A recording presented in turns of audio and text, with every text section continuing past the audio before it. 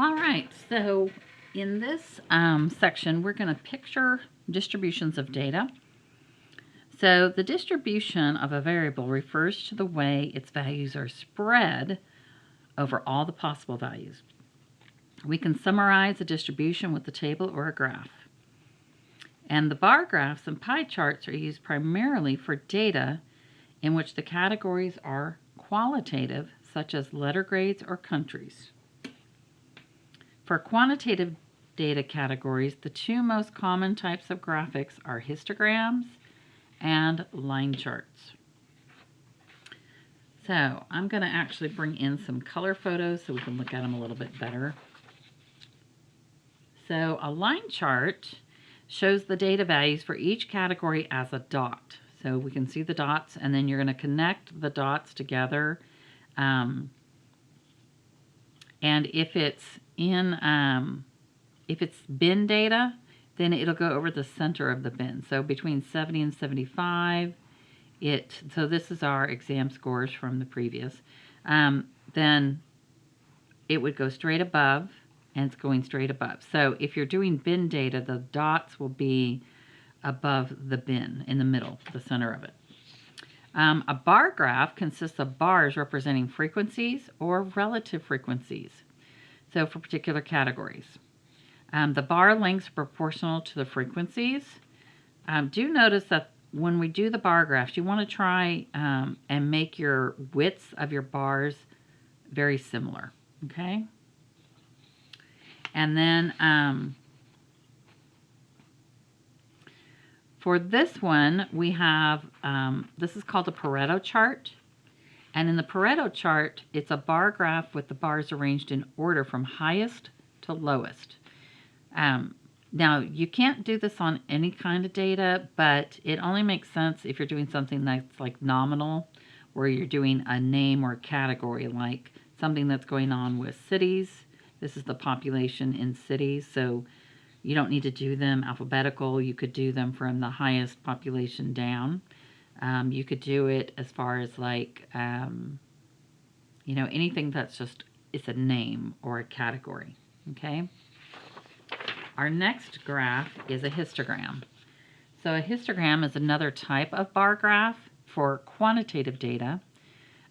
These can do the interval or the binning of the material, similar to like the line graph, except instead of doing the dots above the bin, we're doing bars.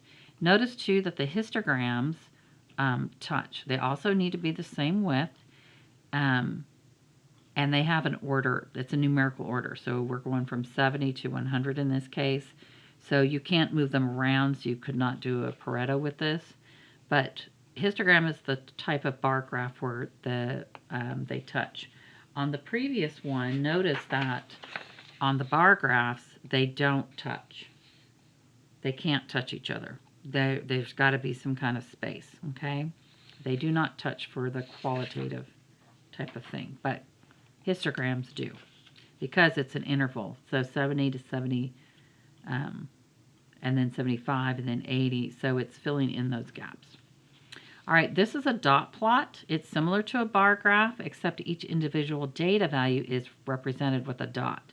So this is where all your data points, instead of using like a histogram up here, I can see what they are, but here I can actually see all of the data points, like how many are in here, not just through the frequency. I can see all 9 data points in there. So they're all represented. The next one is a pie chart. It's a circle, and it's divided so that each wedge represents the relative frequency of a particular category. The wedge size is actually proportional to the relative frequency. So you can see that the smaller one at 8% is way smaller than the large one at 36%. So you can see that the size of the wedge actually helps you visually see what's going on. And then the whole pie has to be the total of 100%. All right, our next one is a histogram, or a line chart, for which the data categories on the horizontal axis are time intervals, It's called a time series graph. So here it goes from 1900 all the way to 2020. And so this is the data that's going for all those years. And that's why it's called a time series graph. So our next type of graph is a stem plot. It's also called a stem and leaf plot.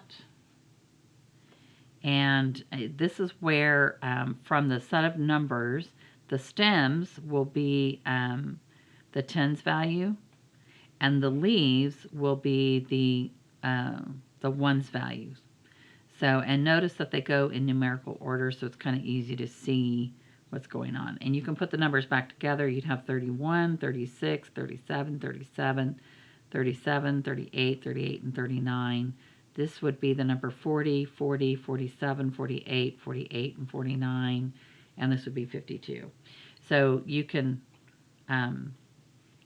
see that you've got numbers listed here, but we just put them all with the stem, and then those are the numbers that would follow. All right, so now what we're going to do is some examples with this. All right, so we're going to use the frequency table of a teacher's records for the list of grades she gave to her 25 students on a set of essays to make a bar graph, dot plot, and a pie chart. All right, so this is what we did in the last section. We made this relative frequency chart, and we're going to use the data that we already made. And if you recall, we did that in the last lesson. I can pull that out. So we're going to take this frequency chart that we made, and we're going to turn it into 3 different types of graphs. But I typed it out here so it's a little bit easier for us to read, and we've got it right there with our problem. All right, so this will be example 1.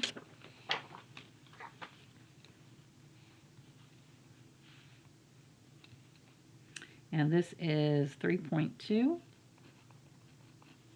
So the first thing I'm going to do is, let's go ahead and make a dot plot.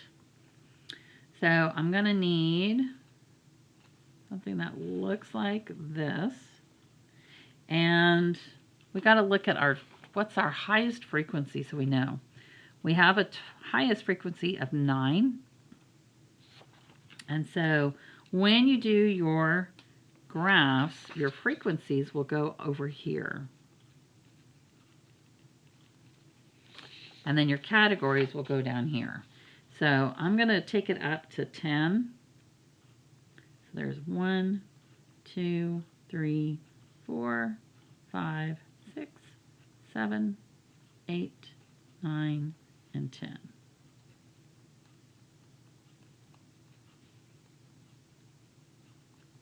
All right. And then my categories are going to be A,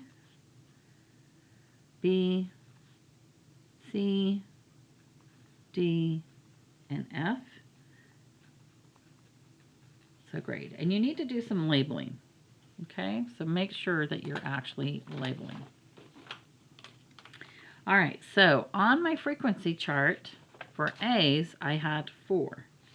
So that means I'm going to put a dot of 1, 2, 3, and 4 dots. For B, I had 7.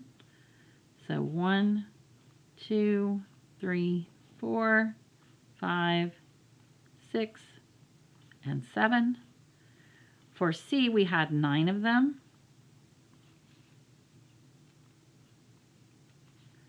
6, 7, 8, and 9. And for D, we had 3. And for F, we had 2. So there's my dot plot. It's a plot with dots. All right, the next graph I want to do is I want to do a bar graph. So I'm going to have a lot of the same information. Try and draw my line a little bit straighter here. So I'm still going to be going to 10, even though I don't need the 10. This will still be my frequencies.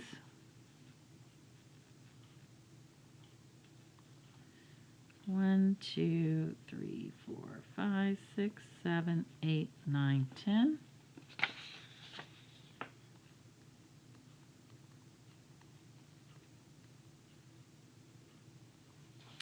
And I'm still going to have my A, my B, my C, my D, and my F down here. And these are still grade. Okay? Now, this time I'm going to draw some bar graphs. So A is still at 4, so I'm going to come up to the 4 up here. B was at 7.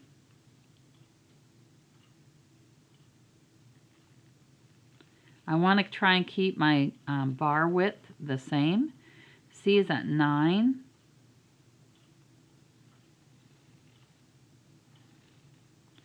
D is at 3.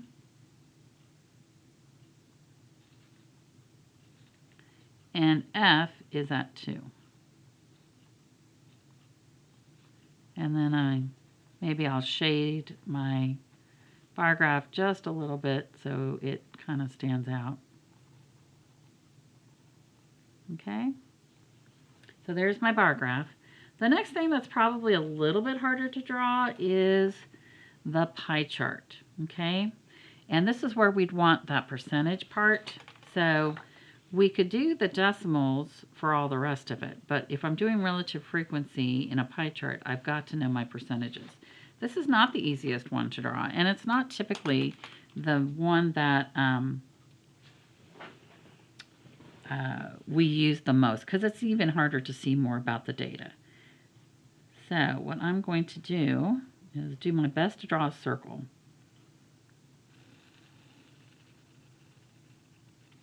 Okay, it's not a perfect circle, but it's better than I thought it would be. All right, so I know that my biggest category is 36%, right? So that's about a third of the circle. So I'm going to kind of make a line into the center. I need to kind of have a center of my circle. And then it can't be half, but it's got to be more than a fourth.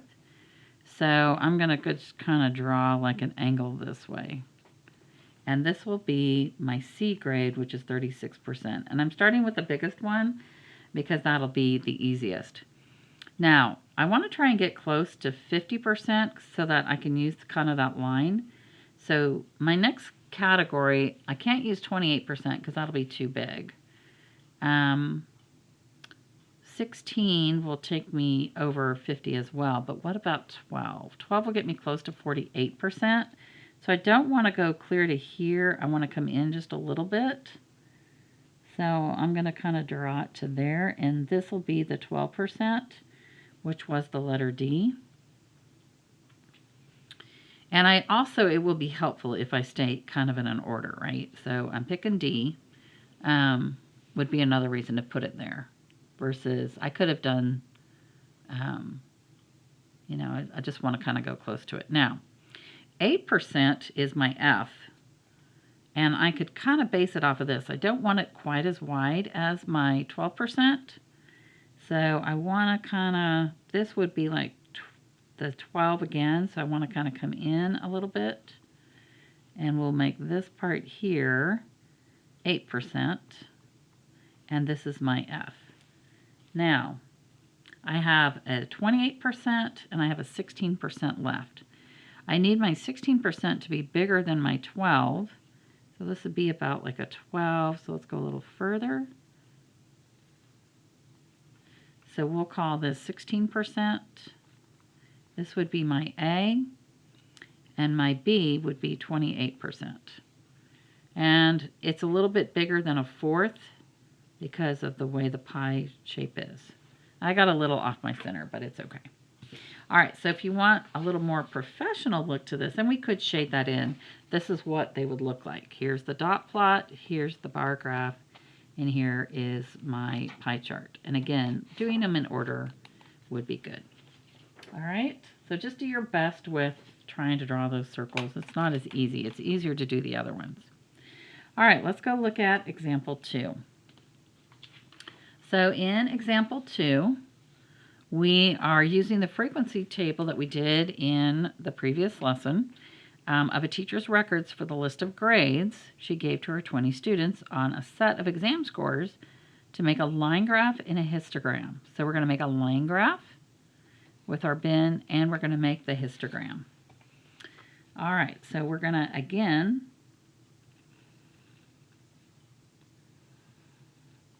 but this one, we are going to do the frequencies going this way still.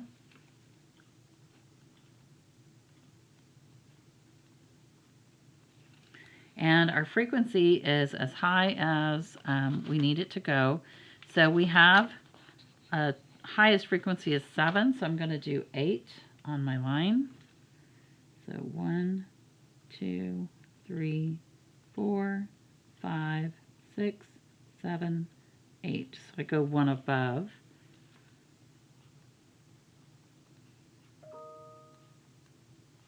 All right, and then we'll have this as 0, but ours are going to start at 70 because we're doing 70. We're going to count by 5s from 70 up to 100. So 70, 75, 80, I'll do the numbers here in a second, 85, 90, 95, 100.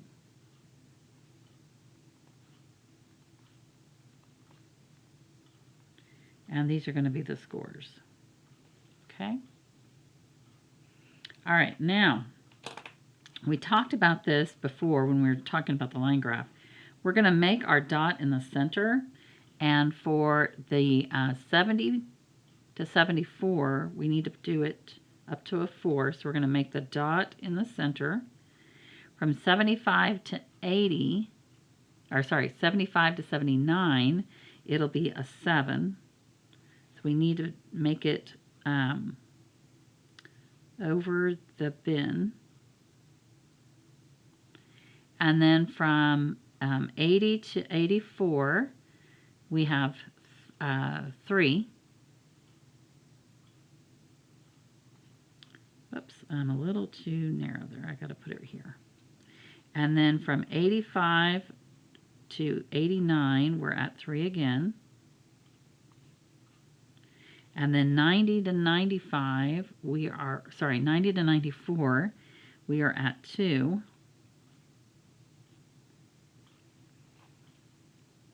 And then from 95 to 99, we have 1. All right, so we're going to come up from 0 and catch this dot, catch that dot, not this dot. Right. Oh, and I can tell now, like I didn't do good on my centering. Let me fix this just a little bit here. So make sure you do a good job on your centering over it. All right, let me get a ruler here because that would probably be easier. Okay, so this one will be good. And then this one, it's still not super centered, so I'm going to make the dot a little bit bigger. It goes straight across. And then this one is okay. And this one's okay. So I ended up with an extra dot. This is the hard part about doing it in ink. And then we need to take it and finish it out like over to this way. Okay? So that would be the line graph. And I did not label this one up here. This one's going to be a bar graph. Okay? All right, so for the next one, we are going to make a histogram. So we're going to set this up the same way.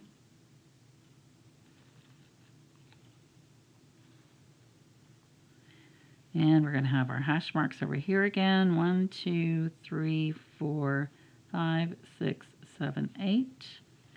Again, this is our frequency.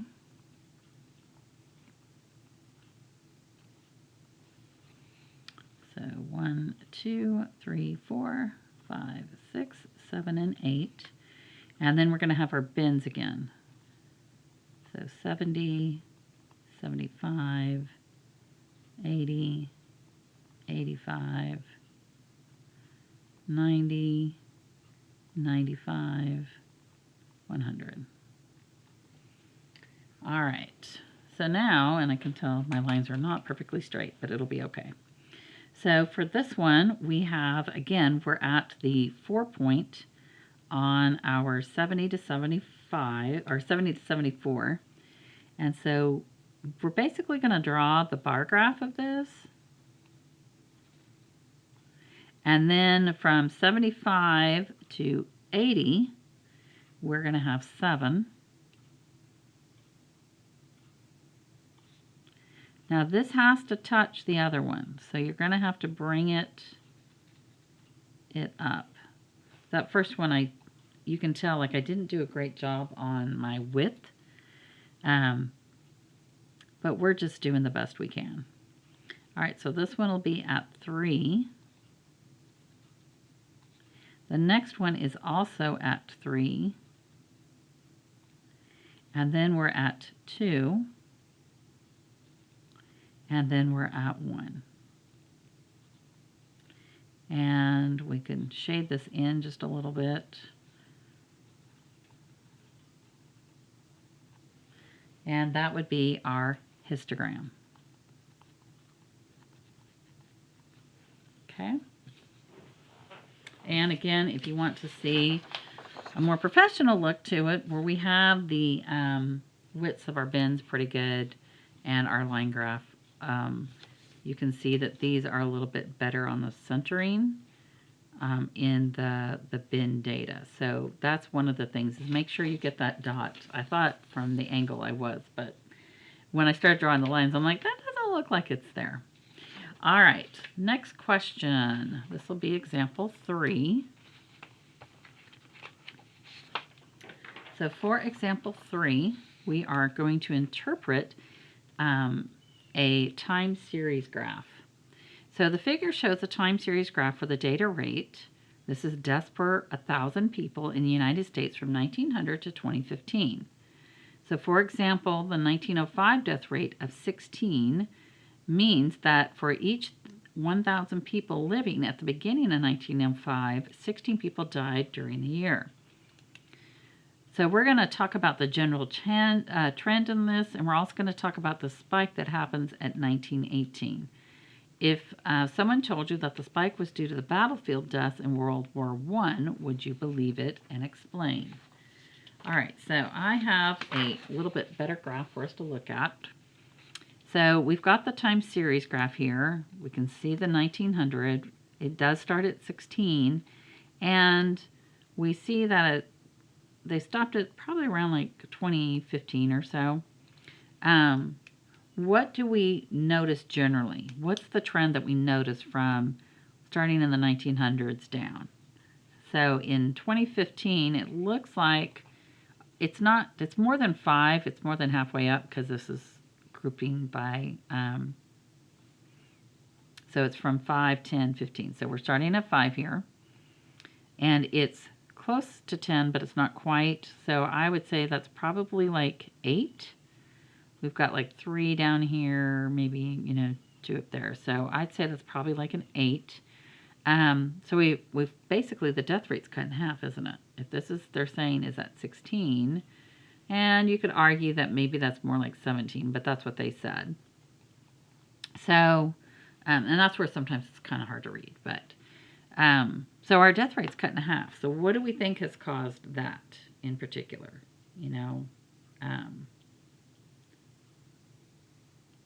What do we think is,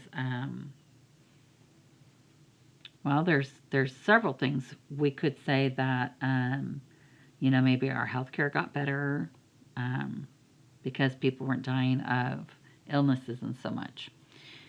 We have some little bumps along the way. One of the things that was a major killer here was pneumonia, but those are pretty curable nowadays. I'm sure that as they go along, there will be another big spike down here because of the COVID deaths, right? We had a lot of COVID deaths. So it would be interesting to see that time series graph, in a few more years of how it went.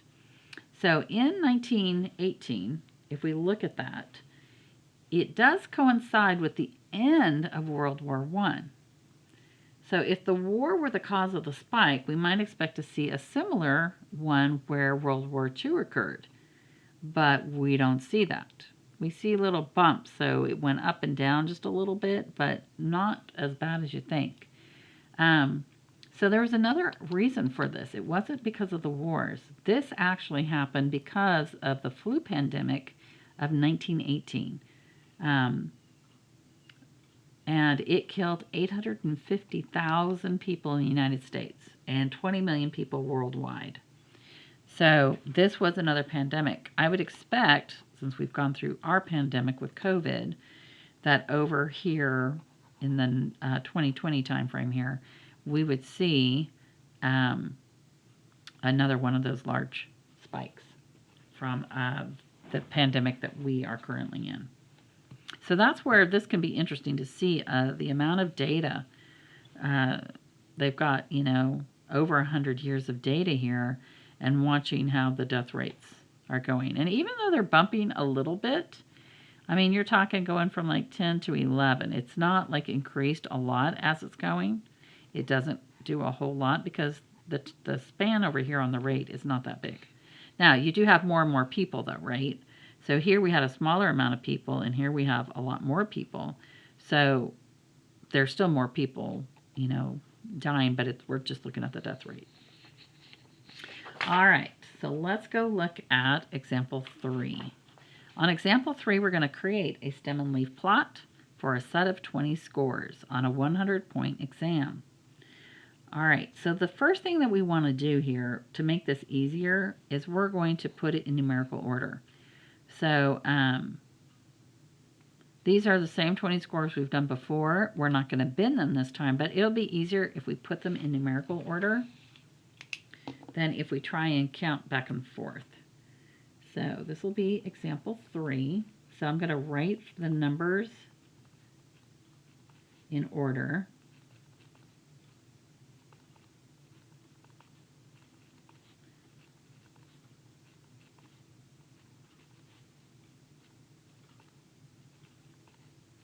It's a lot of numbers because there are 20 of them. 1, 2, 3, 4, 5, 6, 7, 8, 9, 10. Let's do another one.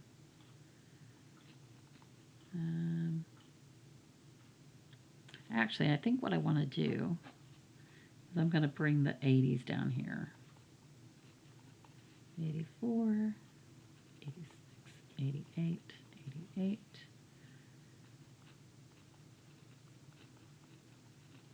All right, so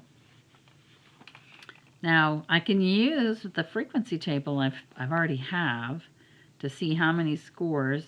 So in the 70s, there should be 11 of them, right? So 1, 2, 3, 4, 5, 6, 7, 8, 9, 10, 11. The 80s, there should be 6 total.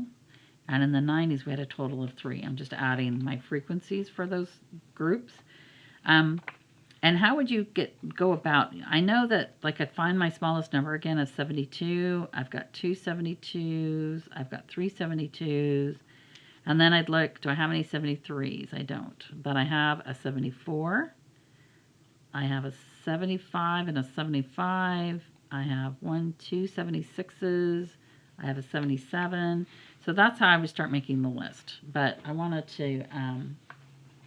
I think it's easier if we make a list and then we've got our little groups there. Because to do our stem and leaf plot, we only have 70s, 80s, and 90s. So I only have 3 stems. By putting it in numerical order, it's now easy for me. I can put my 3 2s, and then I've got a 4, I've got a 5, and another 5, I've got 2 6s, I've got a 7, I've got an 8, and I've got a 9. 1, 2, 3, 4, 5, 6, 7, 8, 9, 10, 11. And then in my 80s, I've got an 80, 81, 84, an 86, and 288s. And then I've got a 91, a 94, and a 98. Now, as we talked before with your stem and leaf plots, they don't always have commas in them. So you don't have to put the comma, but if you put the comma because it's easier for you to read, you can put the comma. I don't care either way. Okay? That's creating a stem and leaf plot. Figure out, because we had so many. If I had a smaller number, I might not list them all out. But again, make sure that we have all 20. So we have 11 here, 11, 12, 13, 14, 15, 16, 17, 18, 19, and 20. So make sure you didn't leave out one of your numbers. All right, example 4. Does it make sense? I rearranged the bars on my histogram so that the tallest bar would come first. Well, we've talked about the tallest bar going first would be a Pareto, and the Pareto graph has to be for like a name category. If there's order in it, so you have a histogram. Histograms only happen when we have an order in the numbering. It has to be a quantitative. You can't put a quantitative in a type of Pareto chart. So for example 4, this will not make sense, so does not make sense. And the reason is a histogram is quantitative data,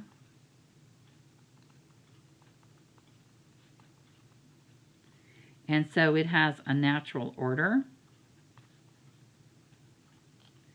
and the bars cannot be rearranged.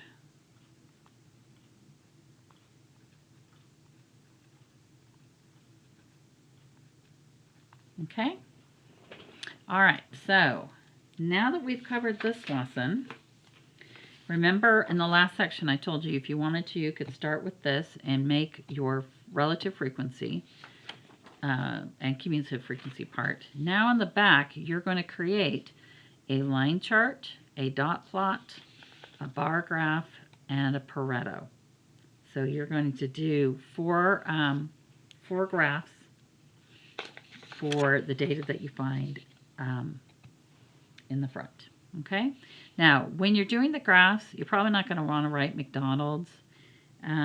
You could put like McD if you wanted, or let's see, they don't all start with the same letter. Oh, Subway and Sonic does. So you'd have to make it clear which one is which. Or you can write the name like at an angle.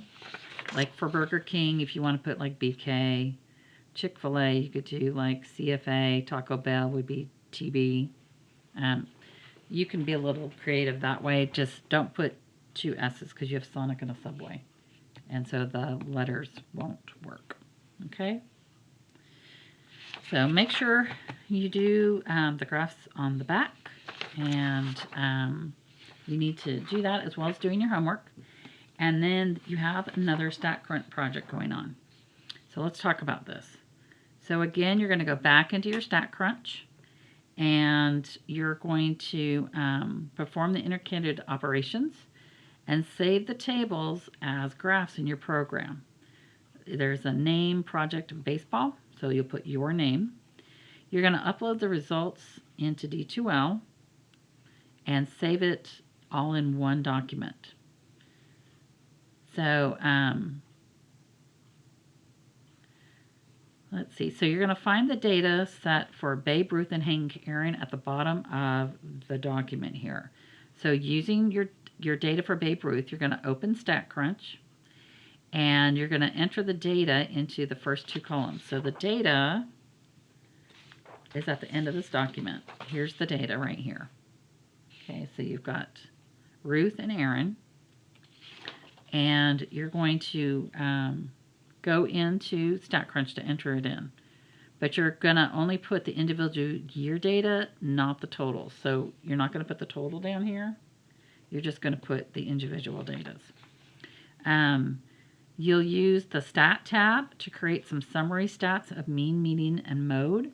I've got some pictures in here to kind of show you what you're looking for. You'll use the same function to find the mode, and you'll need to add it to, because mode does not automatically load in the summary stats. You'll have to add it. So I've got some directions on how to do that.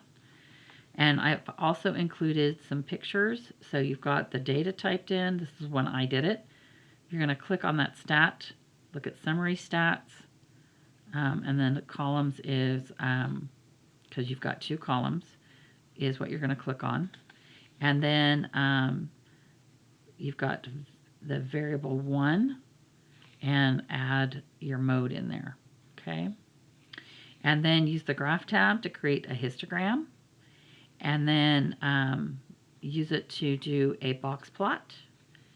And be sure you have all of your things, your min, your max, your median, and all that to do the box plot. You can't do all of these things yet, but I want you to get started working towards it, because we haven't done everything, but we will here in just a little bit. You're going to find the 5-number summary and click on the blue box or the box plot at the summary stats to do that. So this way you can create a box plot, and then make sure you're saving all of the information to a document. Like you could use some kind of snipping tool or a screen capture. That does not mean to take a picture of your computer screen with a camera. It means to take a screenshot in the actual documents on your computer. If you don't know how to do that, you need to look that up. And then do that, everything you just did for Babe Ruth, you're going to do for Hank Aaron as well. And then let's see, then you're going to go find in the data under the home page, you're going to look under the data section and find the NFL fumbles. And then you're going to do some similar stuff with that. So if you're looking to do this, you want to put it all like on one page. Okay, so you've got your summary stats, the histogram, the summary stats, histogram, box plots, and then for the NFL. So you'll have like one page here. Okay, so that's what you need to do, and you need to, you know, it'll take a little bit of time and effort, but it'll be okay. So there you go. So save it all into one document and then put it up there. If you put in like a gazillion JPEGs, it's just really, really hard to grade. So I expect to see one document up there. So you could start working on that if you want. The next section will teach you a little bit, a couple of sections will teach you the rest of what you need to know. But I'm assigning it now so you can get a head start on it.